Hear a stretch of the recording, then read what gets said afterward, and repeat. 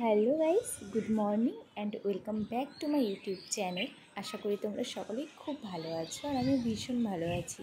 তো সকাল সকাল ঘুম থেকে উঠেই বাইরে বেরিয়ে দেখি ওয়েদারটা আজকে কেমন যেন মেঘলা মেঘলা, তাই খুব ভালোই লাগছে। তো এখন ঘড়িতে ঠিক বাজে ওই 6:30 কি 6:45 হবে। আর এখন এই সময় থেকে নিয়েই তোমাদের সাথে আমি আমার ভিডিওটা শুরু করছি। আজকের দিন থেকে রাত সম্পূর্ণ কিন্তু এই ভিডিওতে রয়েছে, শুধু দিনের অংশ না, রাতের অংশ তোমরা দেখতে পাবে। তো চলো ভিডিওটা শুরু করা যাক। তো সকাল সকাল ঘুম থেকে উঠেই যে প্রথম কাজটা থাকে সেটা কিন্তু নিজের এই বিছানাটাকে খুব সুন্দর করে গুছিয়ে রাখা। আর জানো তো, এই ব্ল্যাঙ্কেটটা কিন্তু এখন খুব কাজে দিচ্ছে। কিছুদিন আগে গরমের সময় মনে হচ্ছিল এই ব্ল্যাঙ্কেটের আর কোনো প্রয়োজনই নেই, আমি তোকে বলেছিলাম ঢুকিয়ে রাখার কথা, কিন্তু তারপর ওই বুদ্ধি করে বললো যে সামনে কিন্তু বর্ষাকাল আর কখনো কিন্তু মেঘ ওয়েদার, বৃষ্টি ওয়েদার হতেই পারে, তখন কিন্তু এটা প্রয়োজন হতে পারে। সত্যি ওর কথাটাই কাজে লেগে গেল। এখন ওয়েদারটা একটু নরম নরম হওয়াতে কিন্তু রাত্রেবেলা করে বেশ ঠান্ডাই লাগে, আর তখন কিন্তু এই ব্ল্যাঙ্কেটটাই একমাত্র সম্বল হয়। তো যাই হোক, সেটাকে আমি ওই জন্যে আর ভেতরে ঢুকাইনি, বাইরেই বের করে রেখে দিয়েছি। আর আমার কিন্তু ঘুম থেকে ওঠার পরেই কিন্তু বিছানাটা গুছিয়ে রাখতে ভালো লাগে, কারণ অনেক সময় হয় না যে ব্রাশ করে বা কিছু কাজকর্ম করে এসে অনেক সময় বিছানা লাস্টে এসে গুছানো, সেটা কিন্তু আমার একদমই পছন্দ হয় না। আমি ওই জন্য সোজাই ঘুম থেকে উঠেই বিছানায় বসে পড়ি, মশারি খুলে দিয়ে তারপরে কিন্তু সোজা বিছানাটা আগে পরিষ্কার পরিচ্ছন্ন করে তারপরে কিন্তু বাকি কাজে আমি হাত দিই। কারণ ওই যে ঘরের মধ্যে কিন্তু সব থেকে দর্শনীয় জায়গায় কিন্তু এই বিছানা। ঘরে নতুন কেউ আসলে বা নিজেরাও যখন ঘরে ঢুকি তখন কিন্তু সচরাচর প্রথমেই চোখে পড়ে কিন্তু ঘরের এই বিছানাটাকে। তাই ঘরের এই বিছানাটা কিন্তু সুন্দরভাবে গুছিয়ে রাখলে দেখবে মনটা কিন্তু ভীষণ ভালো লাগে। হাজারো কাজ করে এসে যখন ঘরে এই বিছানাটাকে সুন্দর দেখা যায় তখন কিন্তু মনটা অটোমেটিকই ভালো হয়। তোমরা কি বলছো, তোমাদের কী মনে হয় সেটা কিন্তু অবশ্যই কমেন্ট করে জানিও। তো দেখো, তোমাদের সাথে গল্প করতে করতে মোটামুটি আমার বিছানা কিন্তু ভাঁজ করা কমপ্লিট। এইবার যাব বাকি সব অন্য কাজে। তার আগে দাঁড়াও, এই জানালাগুলো দুটো খুলে দিই, কারণ এখন না ওই দিকে জানলাটা তো আগে আমি খুলতাম না, কিন্তু এখন এই যে কিছুদিন আগে একটু বৃষ্টি আর একটু ওয়েদারটা নরম হওয়াতে ওই গাছের যে পোকাগুলো ছিল সেগুলো এখন আর আসে না। তো সেই জন্যেই জানালাগুলো খুলে দিই, কারণ সকালবেলা একটু ঘরে আলো বাতাস না ঢুকলেও না ঘরটা কেমন ঘুমটি ঘুমটি লাগে, সেই জন্যে দুটো জানালাই একদম ভালোভাবে খুলে দিয়েছি। জানালাগুলো খোলার সাথে সাথে এত সুন্দর হাওয়া দিচ্ছিল, ওই যে বললাম না আজকে ওয়েদারটা ছিল মেঘলা আর বেশ হাওয়া হাওয়া, গোটা ঘরটাই যেন মনে হচ্ছে ঠান্ডা হয়ে গেল। এরপরে সোফার চাদরটাও একটু ঠিকঠাক করে সোফাটাও ঝেড়ে নেব। যদিও সোফা ওরকম এলোমেলো হয় না, কারণ সোফাতে একটু বসা কমই হয়, বিছানাতেই ডাইরেক্ট বসা হয়। আর সোফাতে ওই জামা কাপড় রাখা হয় বা কখন হয়তো আমি একটু বসে থাকলাম বা শুয়ে থাকলাম, ওই এতটুকুই। সেই জন্য তবু আমি রোজ সকালবেলা করেই চাদরটাকে ঝেড়ে দিই। আগে যখন পুশিটা থাকতো তখনই সোফা চাদরটা না বেশি নোংরা হতো, কিন্তু এখন যেহেতু থাকে না তাই সোফা যেমন তেমনই থাকে। আর তারপরে চলে গেলাম এই ড্রেসিং টেবিলের টাওয়ালটাকে উঠিয়ে দিতে। আসলে রোজ রাত্রেবেলা করেই টাওয়ালটা আমি টাঙিয়ে দিই আর দিনের বেলা করে উঠিয়ে দিই। কারণটা তো তোমাদেরকে এর আগের ভিডিওতেই বলেছিলাম, আবারও বলছি। আমি শুনেছি রাত্রেবেলা নাকি বিছানার সামনে যদি কোনো আয়না থাকে সেটাকে ঢেকে রাখতে হয়, জানি না ঠিক কী কারণ। তো সেই জন্য আমি ওইটা রাত্রেবেলা করেই ঢেকে রাখি আর সকালবেলা করে এটাকে উঠিয়ে দিই। আর তারপরে আলনার যে সমস্ত কাপড় জামা ছিল সেগুলোকেও গুছিয়ে নিলাম। ওই যে বললাম, রান্নার দিকে একবার চলে গেলে কিন্তু ঘরের কাজ আর করা হয় না, মানে রান্না থেকে ফিরে আসার পর আবার এই ঘরের কাজ করব এটা একদমই হয়ে ওঠে না। তখন মনে হয় একটু বসে আরাম করি বা রেস্ট করি। তো সেই জন্যে সময় লাগুক বা একটু দেরি হোক কোনো ব্যাপার না, কিন্তু সকালবেলা ঘুম থেকে উঠেই ঘরটাকে আগে সম্পূর্ণ ক্লিন করে তবেই আমার মনে হয় বাইরের কাজগুলো, মানে যেমন রান্নাবাড়ি করা, সেগুলো করা উচিত। পরে এসে ঘরের দিকে কিন্তু তখন আর অত খেয়াল করা হয় না। তো এখানে আমি এবার ড্রেসিং টেবিলটা পরিষ্কার করব। আর তোমরা দেখতে পেলে ব্রাশটা কিন্তু আমি আমার ড্রেসিং টেবিলের ভেতরেই রাখি। আসলে বাইরের ওই ব্রাশদানিতে না অনেকেরই এইরকম একই রকম ব্রাশ আছে, তো সেই জন্য কনফিউশন হয়ে যাবে কার কোনটা ব্রাশ, তাই আমি ব্রাশটা এখানটায় রেখে দিই। যেমন আমার আর ওর দুজনেরই এই একই ব্রাশ, তো দুজনের মধ্যেও কিন্তু কনফিউশন হতেই পারে। তো সেই জন্য ওই ওরটা ব্রাশদানিতেই রাখে আর আমি আমারটা ড্রেসিং টেবিলেই রাখি।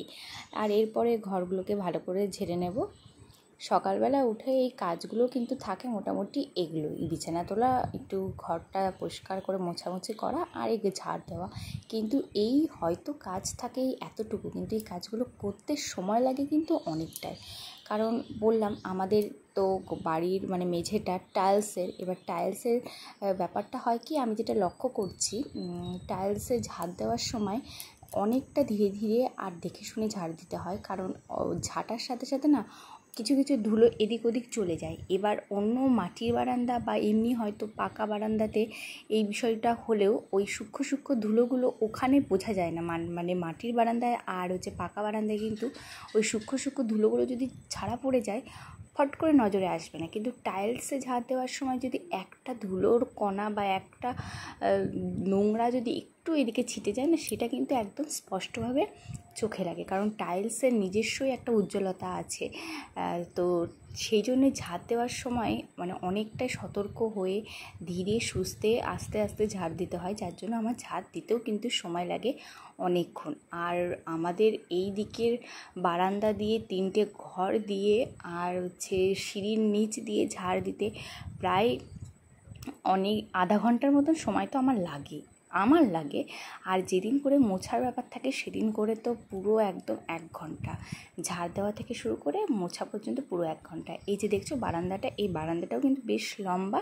এর নিচে রয়েছে আবার সিঁড়ির নিচের বারান্দার মতন, তো সেটাকেও আবার ঝাড় দিতে হয়। আমাদের ঘরটা তো দেখলে তার পেছনেও আবার ঝাড় দিতে হয়, সেজন্য সময় লাগে। আর দেখলে ঝাড় দেওয়ার পর কিন্তু আমি এই চটটা এখানে পেতে দিয়েছি। আসলে কি হয়, এই দিক দিয়ে যখন কেউ হাঁটাচলা করে, টাইলসের তো বুঝতেই পারছো একটু পায়ের ছাপ বসলে সেটা একদম ডিপভাবে বসে যায়। তো সেই জন্য দিদি এখানে না এই চটটা পেরে দেয়। কী হয়, তাহলে সবাই এই লাইন দিয়ে যাতায়াত করে, তাহলে ওই দিকে আর অত নোংরা হয় না। তো এই বুদ্ধিটা কিন্তু বেশ ভালোই। তো এই যে দেখতে পাচ্ছি এবার সিঁড়ির নিচটা, এখানে সব স্কুটি আর বাইক থাকে, তো এই দিকটাও ঝাড় দিতে হয়। সেই জন্যই তো বললাম ঝাড় দিতে আমার প্রচুর সময় লাগে। আর যেদিন মুছি সেদিন তো কোনো প্রশ্নই হবে না, পাক্কা 1 ঘন্টা। সেই জন্য সেদিন সকালবেলা একটু তাড়াতাড়ি উঠতে হয় এই দিকের কাজগুলোকে ব্যালেন্স করার জন্য। যদিও এদিকের ঘর বা বারান্দা আমি রোজ মুছি না, কারণ দেখবে টাইলস এমনি পিচ্ছিল হয়। আর কিছুদিন লক্ষ্য করছি 2 দিন থেকে আমি মানে ওই বারান্দাটা রোজ মোছাতে না আরও বেশি মনে হচ্ছে কেমন পিচ্ছিল পিচ্ছিল। তো সেই জন্যই আমি আর মুছি না, মানে সপ্তাহে তবু 3 দিন মোছার চেষ্টা করি।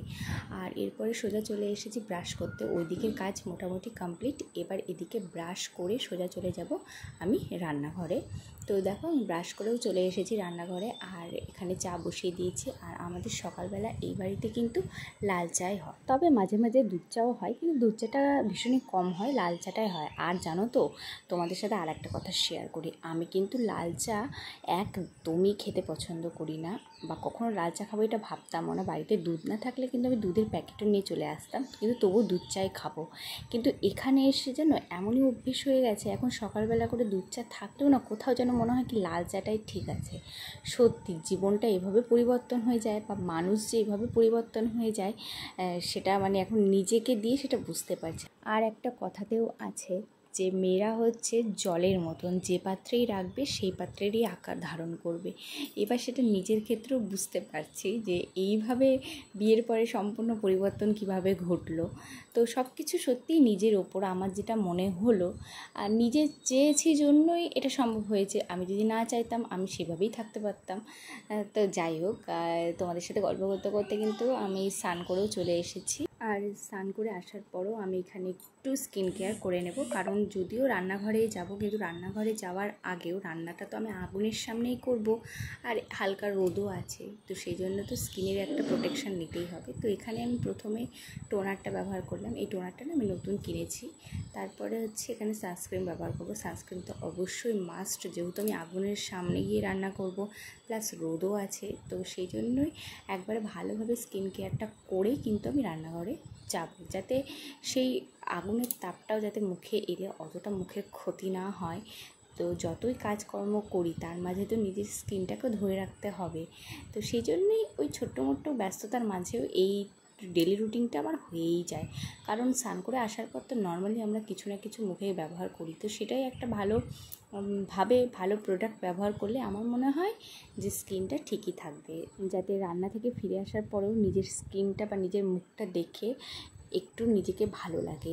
জানো তো, আমরা যদি সকলকে ভালো রাখতে চাই তার আগে কিন্তু অবশ্যই নিজেকে ভালো থাকতে হবে। আর নিজে ভালো আছি না খারাপ আছি সেটার প্রতিফলন ঘটে কিন্তু এই মুখে। তাই এই মুখটাকে তো সুন্দর রাখতেই হবে, আর তার জন্য কিন্তু স্কিনকে সবসময় প্রোটেক্ট করেই রাখতে হবে।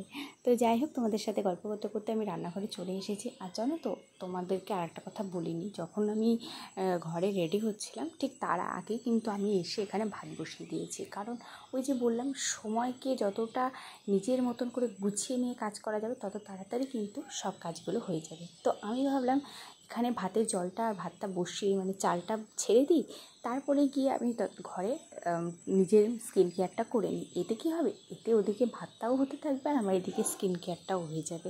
তো একসাথে দুটো কাজই হয়ে যাবে। তো এইভাবেই ছোট্ট ছোট্ট সময়গুলোকে ম্যানেজমেন্ট করে কাজ করলে আমার মনে হয় কোনো কাজই বেশি দেরি হবে না, আর কোনো কাজই করতেও তোমার মনে হবে না যে অনেকক্ষণ ধরে কোনো কাজ করছি। কিন্তু টাইম ম্যানেজমেন্টটা করে কাজ করাটা কিন্তু সবথেকে আসল ব্যাপার। আর যদি টাইম ম্যানেজমেন্ট করে কাজ করো তাহলে দেখবে দিনের শেষে এসে কিন্তু নিজের জন্য প্রচুর সময় রয়েছে, আর তখন তার ফাঁকে কিন্তু নিজেকে নিয়ে ভাবনা বা নিজের জন্য কিছু করা অবশ্যই যেতেই পারে। তো এখানে গল্প করতে করতে আমার ভাতও হয়ে গেছে। আর ভাতে কিন্তু আমি আলু, টমেটো, পটল এগুলো সব একসাথে সেদ্ধ দিয়েছিলাম। গরম গরম ভাতের সাথে কিন্তু এই সেদ্ধটা খেতে বেশ ভালোই লাগে। আর জানো তো, আমার শ্বশুরবাড়িতে একটা জিনিস রয়েছে, মানে কি বলবো, মাংস হোক, মাছ হোক, ফ্রাইড রাইস হোক, যতই দামি দামি খাবার হোক না কেন, তার সাথে কিন্তু এই আলু সেদ্ধটা মাস্ট, মানে আলু সেদ্ধ লাগবে। যার জন্য আমি কিন্তু এখানে এই ম্যাশারটা কিনে নিয়েছি। এই ম্যাশারটাতে না অনেকটা সুবিধা হয়, কারণ গরম গরম আলু ছিলতে গেলে হাতে প্রচুর পরিমাণে লাগে। তো সেই জন্য ম্যাশারটাতে ভালো করে আলুটা ম্যাশও হয় আর ভালো করে মাখাও যায়। তো সেই জন্যই বেশ একটা সুবিধার ব্যাপারই হয়েছে।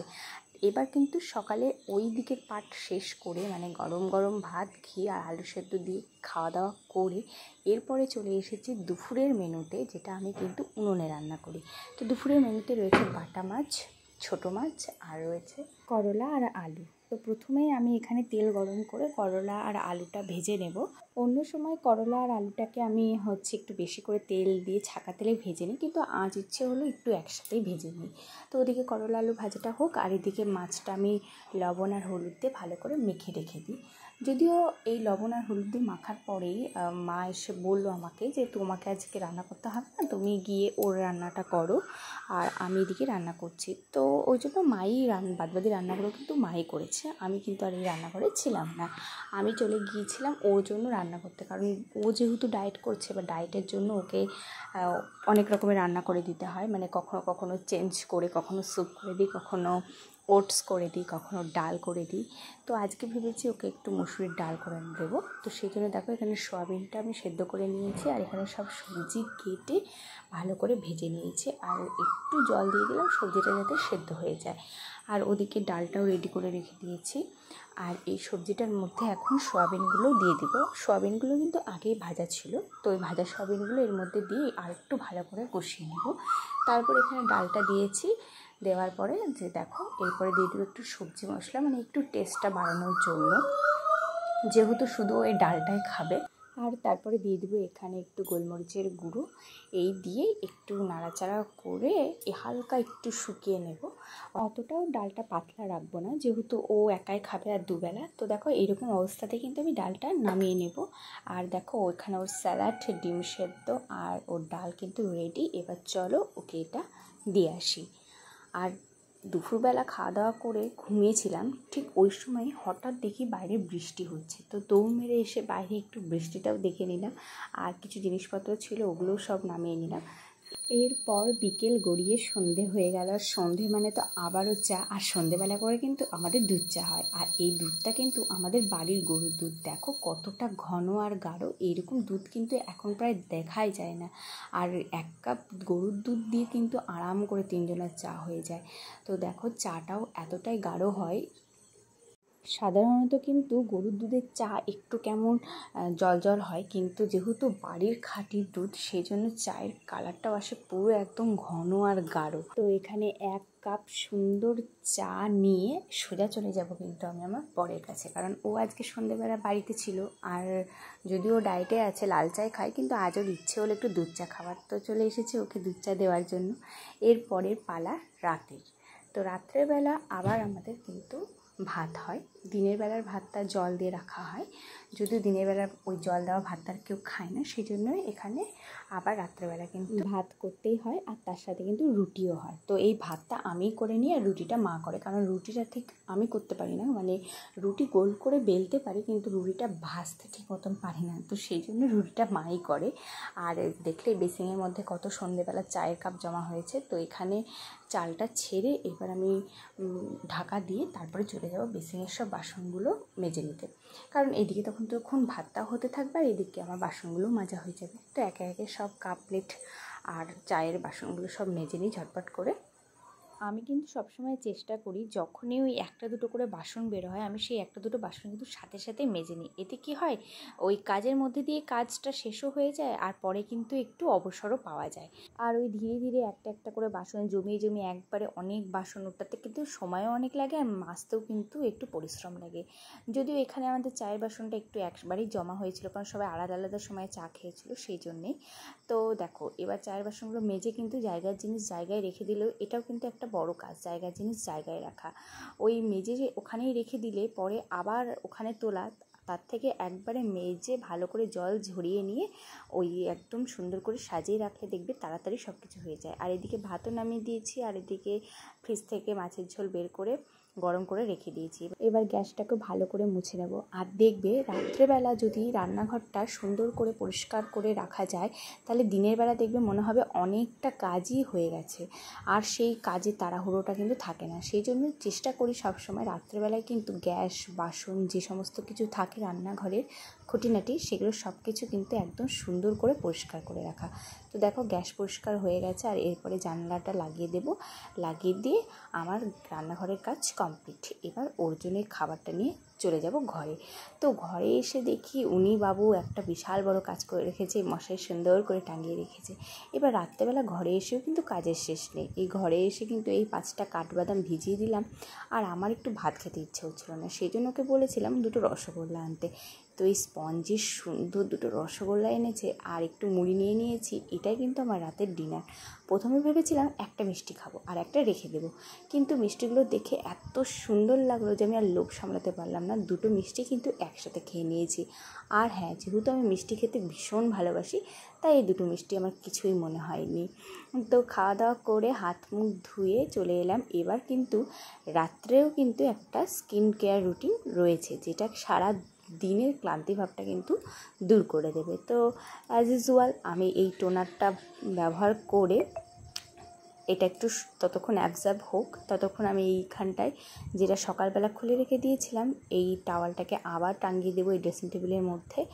এই দেখো রাত্রেবেলা ঘরে এসেও কিন্তু খুঁটিনাটি এটা ওটা কাজ কিন্তু লেগেই থাকে নিজের জন্য। আর তারপরে বেঁধে নেবো এখানে চুলটা ভালো করে উঁচু করে, নইলে সারা রাত চুলটা যদি এমনি করে বেঁধে শুই না, সারা রাত চুলটা এদিক ওদিকে বালিশে ঘষা খায়, যার জন্য নিচের চুলগুলো না অনেকটাই ফেটে গেছে। তো এইভাবে পুরো উপরে করে বেঁধে নিয়ে তারপরে এটাকে মুড়িয়ে নিয়ে 2 সাইডে 2টো ক্লিপ লাগিয়ে দিই। এতে করে কি হয়, যখন শুই তখন চুলটাও আর বালিশের সাথে এলোমেলো হয় না, আর চুলটাও একদম ভালোভাবে বাঁধা থাকে, এদিক ওদিক থেকে খুলেও যায় না। আর ক্লিপগুলো যেহেতু একটু ওপরের দিক করে লাগানো থাকে সেজন্য মাথাতেও কিন্তু লাগে না। তো এইভাবেই কিন্তু আমি রাত্রেবেলা ঘুমোই। তো তোমরাও কিন্তু ট্রাই করে দেখতেই পারো, চুলটাকে এভাবে বেঁধে দেখবে অনেকটা ফ্রি, অনেকটা হালকা, অনেকটা আরাম লাগে। তো এরপরে মুখে মেখে নেব একটু নাইট ক্রিম মেখে নিয়ে স্কিন কেয়ার কমপ্লিট। এবার যাবো শুতে। তো কেমন লাগলো ভিডিওটা কমেন্ট করে জানাও। Bye, good night.